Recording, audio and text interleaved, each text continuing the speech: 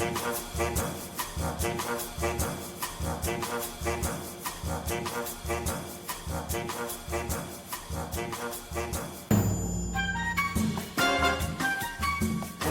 and welcome to Everything's Fine Probably, your weekly antidote to bad news and the podcast that gently suggests that maybe, just maybe, some people should simply stop doing things. Oh.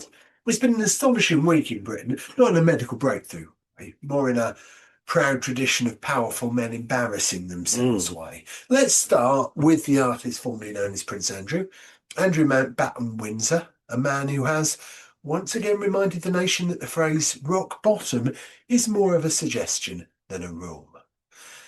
Andrew has had what experts are calling a very bad week and what the rest of us are calling a week entirely consistent with previous weeks. Every time you think the Andrew story's over, it comes back like a haunted fax machine. New details emerge, old decisions are re-examined, and once again, we're all asked to participate in the national ritual of saying, yeah, but this time it's really bad. What it actually is just the natural consequence of years of baffling entitlement, terrible judgment, and the unshakable confidence of a man who genuinely believed he would be the exception. It's less a downfall and more a very slow, very public slide down a banister made entirely of bad choices. Andrew's arrest has shown no one is above the law, provided you ignore the long, heavily redacted list of people who are. Meanwhile, elsewhere in the kingdom of absolutely no self-awareness, Nigel Farage has been having a week that feels like it was written by a committee of exhausted satirists who have finally decided to stop holding back. Nigel, currently the MP for Clacton-on-Sea, has apparently been working tirelessly on behalf of his constituents by leaving them immediately and flying roughly 6,000 miles away to the Chagos Islands to try and make a cheap political point and instead making himself look a complete prat. Now, you might reasonably ask, why did he think this was a good idea? This is a man elected to represent a seaside town in Essex who thought his time would be best spent trying to pop in on one of the most sensitive military installations on earth, presumably expecting a warm welcome, a guided tour, perhaps a gift shop. There's something actually deeply poetic about this, I think. A man obsessed with borders, sovereignty and security, wandering halfway across the planet and being told quite firmly, no, you absolutely may not. It's like trying to walk into Area 51 because you've got opinions. So while Nigel is busy being politely but firmly denied entry to reality, the good people of Clacton are presumably just looking around thinking, is he coming back? Should we water his plants? Something what? So, yeah, it's been one of those weeks. Stu, what's your take on all this nonsense? Well, I think maybe Farage, somewhat of an overreach, isn't it?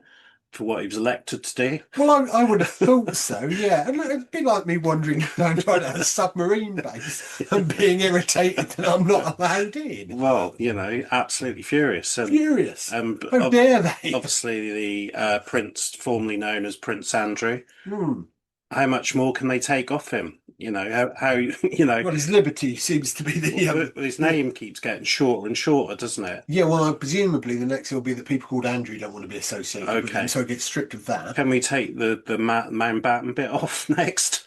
It's a bit similar to Battenberg cake. That can't be good for business, can it? Could he just go down to Windsor, Andrew Windsor, and then, remove that bit by bit? He could end up, just being A. Well, yeah, but isn't that a little bit demeaning to the other A's out there? Yeah, I suppose so. I also saw... Why don't we just go with his Secret Service nickname that came out in the week? Was that the C? The C. I think that's C, yeah. Because if you are a bit of a C, yeah, you really don't have much grounds to be offended. No, absolutely not. And I saw he was advised this week not to ride his horse as well, wasn't he? Did you see that? Because they said that wasn't a good look. Wasn't a good look because it makes him still look quite entitled. Well, there is that. But I just see him now sort of living in this cold, lonely place, ordering his horse to make him breakfast. Maybe. Popping down to Pizza Express and finding he's been banned. And, where's my dinner and where's my shopping? And then there's just sad looking horse looking at him and just slowly walking off, whilst You make it sound like you almost feel sorry for him. I no, I don't. No, I Oh, don't. good. But All right. I think even the horse thinks he's a big C as well. Yeah. It'd be the horse would even be get off my back. A no more riding for you. So And I think that's quite right, given I what happened when he absolutely. studied in the past. And yeah, and he said about Nige there. I'm sure that will help the constituency of Clacton no end that trip. I imagine so. My only thought when I saw it is maybe he's trying to out Robert Jenrick. Yeah, Robert Jenrick, because he's a man with a history of making particularly stupid videos, yeah, isn't he? yeah, and also saying things about Nigel Farage, Absolutely. which was somewhat embarrassing. I mean, Nigel Farage isn't one for making videos that come back to haunt him, is he? I mean, apart from the Ian Watkins one Yeah, and yeah, the IRA one yeah. and the Robert Jenrick Mm, ones. mm. Meanwhile, in America, the Epstein files rolls on, doesn't it? I think the Clintons are now about to take the stand, aren't they? They are. And yet, the man Mm, mentioned most yeah, frequently in them, yeah, still yeah. nothing What there. was he mentioned 30,000 times, wasn't he? Something like that, And he yeah. keeps walking around saying he's been exonerated. Yes, presumably by himself. Yeah, well, yeah, I think so. I Yeah. think so. Um, What a see. So, while Britain continues its proud tradition of powerful men embarrassing themselves at scale, we're doing what we always do, refusing to wallow and seeking out something resembling hope. And this week, we've outsourced it. Joining us from the United States, where optimism's louder, confidence is mandatory, and good news is still sometimes allowed on TV, is stand-up comedian, host, showrunner, and our completely unofficial American good news correspondent, KB. Kay, welcome. How are you? Hello, I'm well. How are you? I've got a stink of a cold actually, so if my voice sounds a bit oh, different okay. today, Yeah, we'll help you out. that'll be why. Are you soldier on? Thanks, mate. Yeah, yeah. Thanks. I'll give you a cuddle. No, don't do that. Okay. First things first, Kay. From an American perspective, how bad is Britain doing at the moment? Um, I I haven't really heard anything other than some stuff with princes getting locked up and other Former stuff. prince, we should A say. former prince, pardon me. But other than that, I honestly don't keep up a No. lot. Um, I do try to look at like other news across the Sure. world to see what they're saying about America and yeah, but I really don't know. No, Yeah. fair enough. It seems like we're having more of a fallout of the Epstein files than you are. But in America, we see Mr. Trump has he's exonerated, isn't I believe that is correct. He's been exonerated. he? So Yeah. congratulations Yeah. to Donald there. Do we happen to know who exonerated him? I think he exonerated himself, didn't he? Did he? Yeah. Okay, Okay. is that correct? Um, I don't I try not to spend a lot of time focusing on somebody who should be in prison. Okay, so that's Fair good. So enough. this is all about positivity tonight. So that's a really, really good approach. Maybe we should adopt that a little bit more. We should probably, I think, Yeah. there. So, like, if Britain is emotionally repressed, how is America doing emotionally at the moment? Mm. Are you well in America? Do you feel good? No, everybody is no, nobody is we are not okay. We Okay. are not okay. America is I'm thankful that I live in America, but this is not the America I envisioned to see as an adult. Mm. Yeah, What are kind of not. things aren't you seeing that you would like to see? Have you lost something or have you gained things you don't like? It has made corporate employment kind of volatile. I was corporately employed for 20 years by a major telephone company in the US. And when our president got in office and a lot of things started to change, a lot of people lost their jobs, and I was one of them. It's very difficult for people to full skill set, full understanding that I can do jobs and all those type of things. But America does not work with people who do not have what's considered a standard, normal, straightforward life. Like if there's anything that wavers and that's not traditional, you come to work and do this from this time to this time, we need more flexible job carving opportunities for people who have unique lifestyles. Well, let's get some positivity into this whole thing. So, Kate, before we got on today, we asked you to have a quick look and bring us some good news. What have you So got for us? I have good news, but I have to give you some backstory too. Yeah, Okay, So no, go for it. we love a backstory. I live in St. Louis, Missouri. We made world news, I guess, a month or so ago because they said that there were three vervet monkeys that were loose in an Okay. urban community. Oh, They also said that there was a goat, right? So we went in this whole thing in our city in St. Louis where everybody's like, okay, is there really a monkey loose? Then magically everybody stopped talking about the monkey. Okay. And nobody could confirm for us that it was AI. Nobody could confirm for us that there weren't any monkeys or the goat. However, I believe yesterday in a suburb outside of St. Louis, they did actually capture a monkey in someone's home that they have no clue of where it came from. So positive dose. I don't know if that is one of the monkeys that was involved in the previous sighting, but they have located a monkey that was somewhere he shouldn't have been. Oh, wow. yes, I love that. I've come home occasionally to find a cat in my house that wasn't mine. I don't know how I'd react to a monkey. Like a legit small like monkey. It was probably about that big, Okay.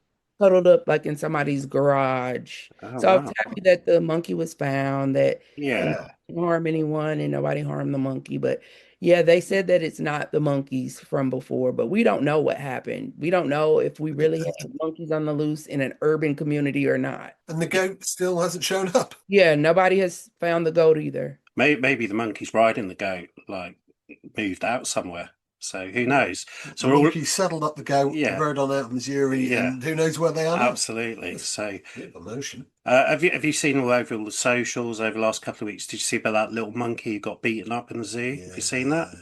No. Oh, this has been big on TikTok and yeah, it's been big over here.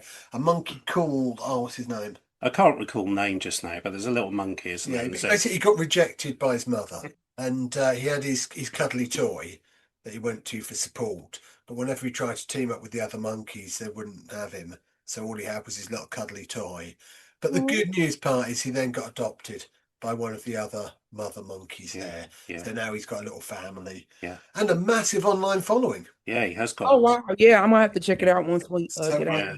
yeah, So I think this might be a new feature, monkey news. We often talk about lambs and sheep, don't we? So, I mean we talk about whatever yeah, we happen to find yeah, on yeah, the internet each yeah. week. Well, that's a lovely heartwarming story. That the monkey, we found a monkey. There's still Yeah. some on the loose, So and okay, I've got to tell you this. This is mm, Punch the Monkey. yeah. It's at Ichikawa Zoo. Where's that?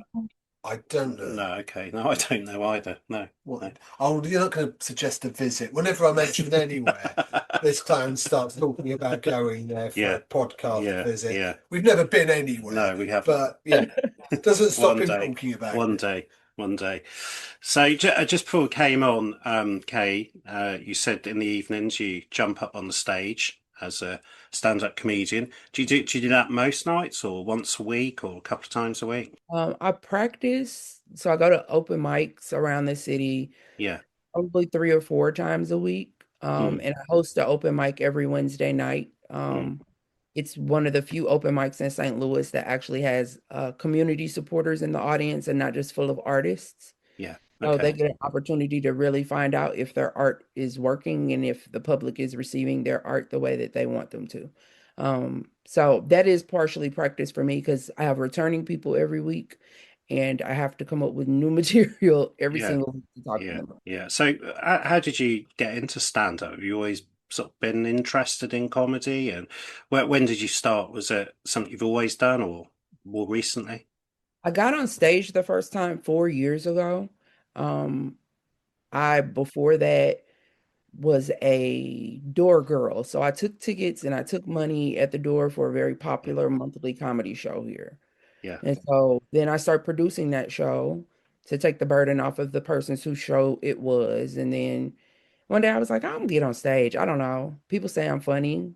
But being on stage is very different than being conversationally funny. So it Yeah. took me a really long while to figure out my footing. and who I was going to present to people when I'm on stage. Because it's a very different skill, isn't it? Because each week, even on our podcast, Jim does actually write a lot of the intros and the jokes, whereas I just tend to sort of show up. But obviously, structuring a routine and a joke is a far bigger skill than just being funny with your mates, isn't it? It's Yes, all very about much. timing and structure and so on, isn't it? Yeah, and it's practice. A lot of times people are like, well, I don't have much of a social life, but the only way that you become a better comedian is being on stage trying to become a better comedian. You don't become a better comedian sitting at home. Mm. So, even when I'm tired, I still have to make my way to get on stage to practice. From there, I mean, you run shows, you host rooms, you curate events. I mean, at what point did you realise you'd accidentally become responsible? I've been that way my whole life. Okay.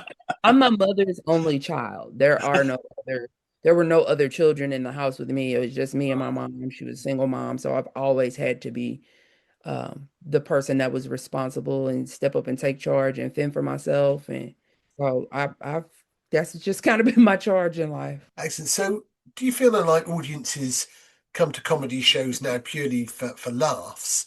Or do you think they're looking as well now for some form of comfort, reassurance? I think because of the trying times that we're experiencing in America right now, our states, our cities, everywhere, people need relief. And sometimes an hour that they can not worry about their regular life and can just laugh and just enjoy themselves. I think it's an important thing. Laughter is really good medicine. It helps people. That's really kind of how I would look at that is that people need relief. And I'm Mm. I'm thankful that there are opportunities that I can provide people with some sort of relief, that you're not just going through these situations and scenarios alone. I'm a stand-up comedian and I'm experiencing the same things you are. Might not Yeah. be in the same way, but yeah. And that's a good way, isn't it, to discuss serious points and how you're feeling through laughter, isn't it? Because you can say a lot through comedy that maybe you couldn't necessarily say, for instance, just in a newscast or through, a different kind of media. Would you say in America one of the big challenges and pressures is your news cycle? Because from this side of the Atlantic, it seems your news is quite relentless. Stand-up comedy and the news, it can be challenging because you never know who's sitting in that audience. Mm. The reason why it is I try not to be so politically leaning, just Yeah, because we hear about that stuff all the time. Nobody yeah, really wants to hear about that when yeah, they're coming to try yeah. to unwind and get relief. What I what what do you, what makes you laugh? What do you enjoy? Observational things, things we've got in common. Where's your humour? Usually observational, self-deprecating sometimes, because I talk about my real life. I don't really construct joke and Mm. make up stories. Like I literally talk about myself and Yeah. my experiences. And so it's going to be funny and nobody else has had that experience. So it brings the authenticity to what I do. A number of years back, like you used to do stand up and host rooms and things like that. I stopped a while ago. What do you find harder, honestly? Making people laugh or stopping comedians from going over time? I don't know, because I cut them off. I cut my You microphone just cut on. them off, did you? It's Yeah, done. okay, so like my open mic style is there's a clock on the wall and it's set for 5 minutes and it beeps like a microwave when you're done. Oh, okay, you're a beep. Yeah, they know they're supposed to be wrapping up. If they keep going, then I'm on the microphone coming up to the stage and I will bring you down off stage. Um, in my eyes and vision, people who run the light are disrespectful. They're disrespectful to their audience as well as the show producer and promoter. Okay. People have things on succinct time. If I'm supposed to do 5 minutes, I shouldn't be up there for 10. And have you ever looked at a room that you curated and just thought, I made a terrible mistake? Not in comedy, no. No. No. Do you usually sort of see people first or vet them out a little bit before they're added to the roster? Usually if I'm producing a show, somebody has just brought me in so that I can take Yeah. the burden off of them Yeah. for doing show production. Oftentimes, I'm not picking the actual talent. Okay. All right. I do make a lot of referrals because Yeah. artists do come across my stage. So I get phone calls or text messages or I'm putting together a show. Do you have anybody in mind, or do you think you got somebody new? Because people are looking for fresh faces. And Yeah. my open mic is all talent. So you can eat fire, swallow swords, tap dance, play the kazoo. I don't care what anybody gets up there and do, as long as they respect themselves and they respect the business that the mic is held in. So I Yeah. don't I don't pick lineups. I do give referrals because I see these people at other open mics when I'm not hosting, as well as they come to my open mic. But yeah. That sounds really like the alternative scene in Britain in the 1980s, where you would get people juggling or eating fire or singing a song. So that sounds really interesting, quite eclectic, and it's good for audiences to see, isn't it? Such a varied show. Yeah, and it's I think the thing that like the open mic that I host, it is in a club that you have to be 40 or older to get into this. Okay, Okay. right. You can be 21 and older to perform, but if you're just there to watch, you have to be 40 or older. Okay. So that makes it kind of more niche and tailor Yeah. specific. If comedians or artists are not accustomed to performing in front of that generation of people, they get that opportunity to see, okay, I'm 26. Do 40 and Yeah. older people understand Yeah. what I'm talking about? Yeah. Because That's a really good thing, isn't it, to yeah, connect, with a different generation. yeah, and sometimes you walk into a room and you think the show is going to be one way, and you walk in there and these people look nothing like you expected them to look. You Yeah. so you have to have the ability to pivot and transition and have material that is kind Yeah. of it crosses color lines, barriers, financial settings, and all that kind of stuff. And obviously this older crowd is this to do with like maybe the cannabis culture as well, which is in the comedy. I recently hosted. I made Black History last Friday, Yeah, actually. we saw that. Hence why I asked the question. We saw that on your Facebook. So Um, tell us about that. How did you make history? Well, I was the first Black woman to ever host that show. A friend of mine in comedy, Kyle William, he is the producer and curator of that show, in conjunction with the Cola Lounge, which is a private cannabis consumption lounge. Hmm. The lounge you can go, they have tabletop games, they have all different types of crafts activities. You can do puff and paints, elevated easel, all different stuff. And they produced this comedy show. Kyle wanted to be the headliner and not host this month. And so Yeah. he asked me if I would host. And so I got up there and I did what it is that I do and I hosted. It applies more to my life now. I stopped drinking a year ago and I Yes. do still consume cannabis. Hmm. Performing comedy, I'm always around alcohol. So Hmm. I'm always thankful for opportunities when I'm in cannabis friendly spaces and Hmm. I can do what it is that I enjoy doing to unwind and relax. Would you say obviously the crowds are very different then? Cannabis comedy crowds are some of the most interesting people Yeah. I have ever engaged, interacted with, talked to, just the whole cannabis community within itself. You meet all different types of people, people that normally, if I wasn't consuming cannabis, I wouldn't have met this person or I wouldn't No. have met that Yeah. person.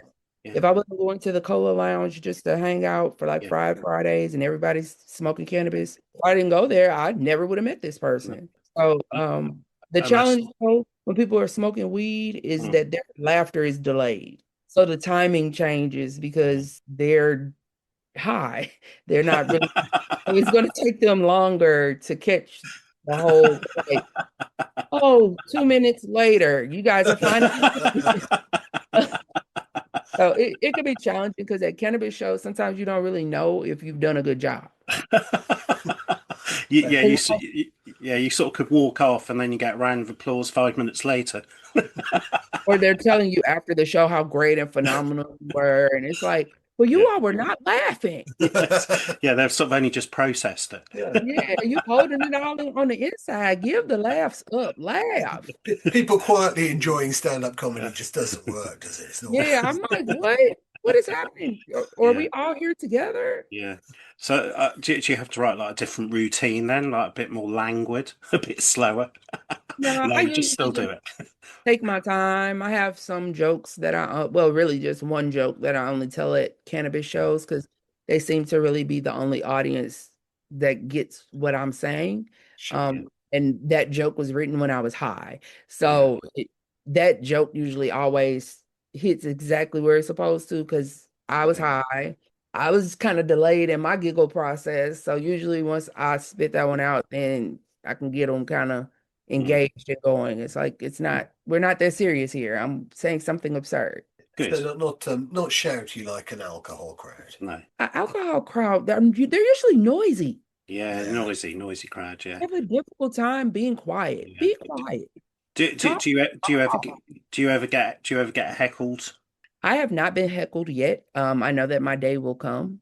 But as of right now, I was on a show on Valentine's Day, and there was this lady in the audience. She heckled everybody on the show except for me.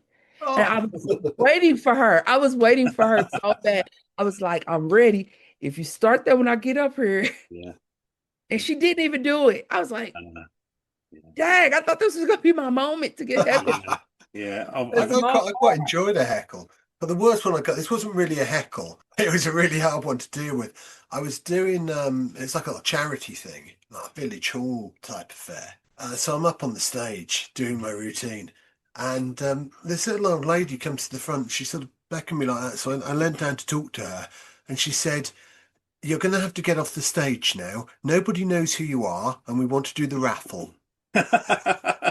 Sort of like a sort of competition thing. Yeah. Okay. So yeah, that was your biggest put down. That was, I Yeah. mean, you can't go back. I look at You can't go back. So if someone was to heckle you, Kay, have you got a couple lined up to come back at them with? Hey, my number one thing is gonna be enjoy the show. Don't become a part of the show. Yeah, absolutely. Yeah. Yeah. Enjoy the show. Because Yeah. I try not to bother the audience. They don't come there for me to mess with them. They come there to Yeah. be entertained and laugh. Yeah. My other go-to is what? This is not comedy karaoke. Why are you yelling out? Yeah. Sure. Yeah. Because But I still try not to personally attack. yeah. Yeah. Exactly. So it's like a respect thing, isn't it? Yeah, it's weird because there is really no other art form where the audience think it's perfectly acceptable to shout over the top of what the performer's prepared for them. Yeah, like theatre or cinema. Particularly not when, I mean, I don't know what happens in your ones, but most of the time in comedy clubs in Britain, it's basically people just telling you to F off. Mm, mm. Yeah, They're not funny or clever or anything like that. and in St. Louis we have comedy clubs, but most of our comedy, because I perform comedy in front of whatever audience, but most of our comedy is happening in bars, grills, event spaces. So, would you say doing stand up over the last 3 or 4 years has helped improve your confidence and your well-being? Is that why you do it, or do you just enjoy it? You just enjoy getting up in front of people? Performing stand-up comedy was really the only thing that was available to me. Once I got laid off, my daughter has to be dropped off at like 9 a.m. and picked up by 3 p.m. She has a lot of health and medical challenges. Brand new jobs don't understand anything like that. And I had to figure out how to make some money. Um, I jumped on stage and just worked to become better. I didn't know that actively performing stand-up comedy would make me look at my spirituality, would make me actually I do so much self-reflection now more than I probably ever have in my adult life, simply because on stage in front of people, I have to have awareness of myself. I have to have awareness of what's happening in the world, what people may be experiencing. I think stand-up comedy kind of brought me back to God. I don't Mm. think I really left, but yeah, it has caused me to really hone in and focus on my spirituality a lot. I think, by having a creative outlet, it does make you sort of self-reflect. I mean, a lot of reasons we do this podcast is it's a creative outlet for us each week. We think about life, we think about things, don't we? We look for positivity. So it actually, I think, does make you more sort of fulfilled, doesn't it? Like sort of spiritually. We're all creative, aren't we? And often art is like framed as this for the rich and, it's exclusive, but we can all do art, can't we? We can all find creativity, even if it's not very good. Doesn't matter, does it? It's good for your soul. Yeah, it's good for people to have healthy ways to express themselves. Yeah. Comedy allows me to, in a healthy way, laugh at the absurdity of my life, but Yeah. also I give people a glimpse into my life because I talk about what I experience, what I'm going through, and all those things. But that takes a certain level of vulnerability that Yeah. people begin to believe that they know you. And Yeah. it's like, you don't know me. That was Yeah. 10 minutes. Yeah. So to make sure that I'm responding appropriately to people after shows and stuff like that. I'm like, okay, God, get me Yeah. together. Are you okay, KB? Yes, you're okay. Okay, cool. Because these people, regardless of how I might feel, gonna want to talk to me, engage with me. And it's like, yeah, no, like I have to be a better person to accept and understand fans. For anyone who's not close by and can't just go and see you, where can people see and enjoy some of your comedy? Is there any of it online that we can direct I them did towards? a special over the summer called the Lou Laugh Lounge, and that is posted on YouTube. If you type in the LOU and then lounge and put KB, there's a, I think, 7 or 8 minute set that you can see me perform there. I don't really have a lot of online footage and clips and stuff like that, but YouTube that's is the one if they place. want to see me, I'm on YouTube. Fantastic. We will connect up to that on the socials and push some more people your way. Okay, Kate, I'd like now to try doing a quick fire round with you. So I'm just going to throw some questions at you. Don't overthink the answers. See what we come up with. So, This sounds like a lot of fun. what is the best pre-show hype song? The best pre-show hype song? Stand Up by Ludacris. What's the worst audience reaction you've ever survived? People not laughing. Is that the cannabis culture late about 10 minutes after you've gone off? Yeah, and like even not at a cannabis show, like everybody doesn't always have a good night. And when people don't laugh, I didn't do my job and I feel like I robbed a promoter. So yeah, Hopefully that one doesn't happen too Yeah. often. Yeah. I was going to ask you about heckles, but we've covered that. Mm. What's one thing that Britain does better than America? healthcare, It's hard to disagree with that. Yeah. What's one thing that America does better than Britain? cold drinks. Yeah, for sure. Yeah. Yeah, again, happy with that. Yeah. Is comedy therapy, or is therapy just badly marketed comedy? Oh, that's a tricky one. Comedy is therapy for me because my therapist won't call me back. I text her in August, on August the 16th of 2025. She said she was gonna call me back and she still hasn't. So now I just get on stage and talk about my life with people because my therapist will not call me back. Yeah. Yeah. Can we explore why your therapist won't call you back? I don't know. I think my therapist needs a therapist. Or maybe they need a comedian. Yeah, yeah. So right now, honestly, do you feel optimistic? I have nothing to lean on but hope. Yeah. So yeah, Yeah, for sure. even when the days are dark, I Yeah. believe that things will get better. There is no other choice. They have to get better. I don't know how, but I have nothing to lean on but hope. And I think if the course of human history shows us anything, it's that things generally they do get better. Yeah. It's not a smooth line. No. They get worse, then they get better again, but the trend is always upwards. I would agree. Is there one thing that's just quietly in the background getting better that no one's shouting about? It's quietly getting better. In America, Oh, just generally. generally, quietly getting better. I do a blog on Substack. Hmm. Okay. And that is silently becoming better because it gives me better alternatives to express myself instead of sending somebody a text message about something ridiculous, like them discontinuing the penny and how they're robbing me every time I pay with cash. I wrote a Substack about it. So how, And how do we see your Substack? everything, if you want to find me anywhere, it's KB Jokes, KAYBEEJOKES. That's the Instagram, that's the TikTok, that's the Venmo, that's the Cash App. If I call your phone and my number is not saved, it'll even pop up on your caller ID. Anywhere anybody wants to find me is KB Jokes. So there you go. Check out KB Jokes. Next week, National Book Day in Britain. Do you have a favourite book at all? Maybe one from childhood or one you read now, or is there a book that's ever kind of stayed with you? Or do you even read books? A lot of people don't these days. I read books. I think a book that really stayed with me was I'm trying to there were three, but there's this one called The Kitchen House by Kathleen Grissom. Okay. I like some historical fiction. It talks about slavery and the people who lived in the kitchen house and the atrocities of indentured servitude and people being violated by their masters and having children and all of those things. But it was a whole story. Like it wasn't just about the bad. It was about Gotcha. like, everything about everything.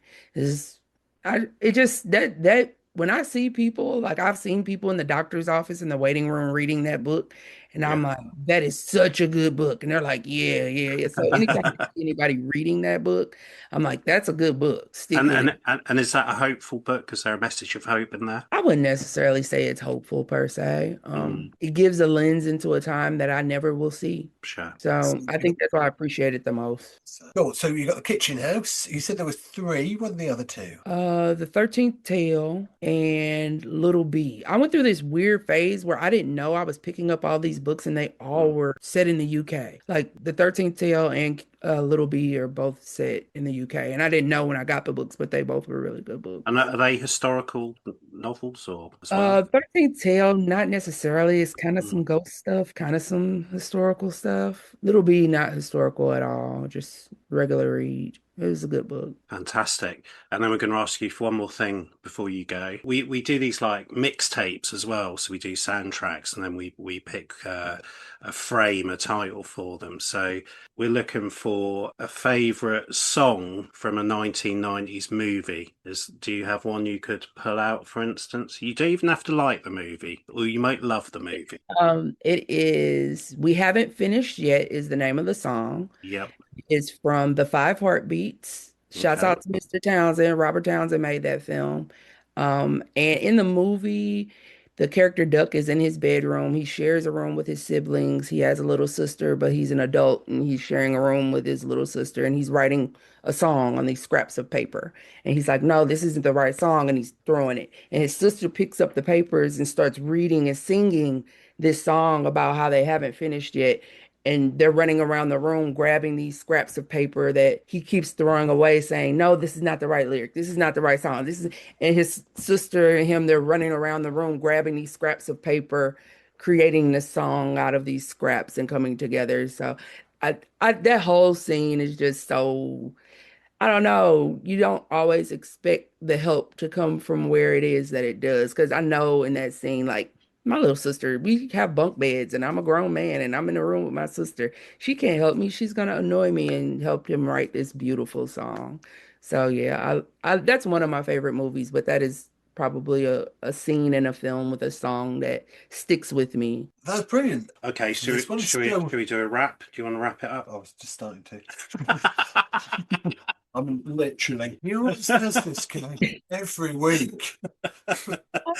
Go on with it. So, before anybody else powerful embarrasses themselves or attempts to enter somewhere they absolutely shouldn't, and yes, that goes for both Nigel Farage and Andrew Mountbatten Windsor. Huge thanks to Kay for joining us in the States today, and showing us that, there may not be huge amounts of great news out there, but we got monkeys and goats. Maybe goats. There's rumours of goats, and that's something to be happy about. I think so. As ever, if this episode has helped you feel a little bit lighter, calmer, or simply less aware of the mainstream news cycle for a bit, then we consider that a public service. Remember, no matter how bad your week's been, at least you didn't spend it discovering the consequences are real, or flying 6,000 miles only to be outraged to be politely told absolutely not, like Nigel Farage trying to pop into a military base. Before we go, a quick reminder that our last music episode is still available on Mixcloud. It's a collection of some of our favourite obscure tracks from very well-known artists. So deep cuts, forgotten gems, and songs that are going to make you feel a little bit more smug just because you know they exist. And as Stu said, we're working on a brand new music episode at the moment. Hopefully there'll be at least one track in there that'll make you stare into the middle distance and nostalgically remember a VHS tape. So thank you for listening. Thanks for spending part of your week with us. Thank you for choosing a podcast that looks at the state of the world, sighs quietly, and decides to put on some music instead. Everything may not be great, but you know what? It's fine, probably. See you next week.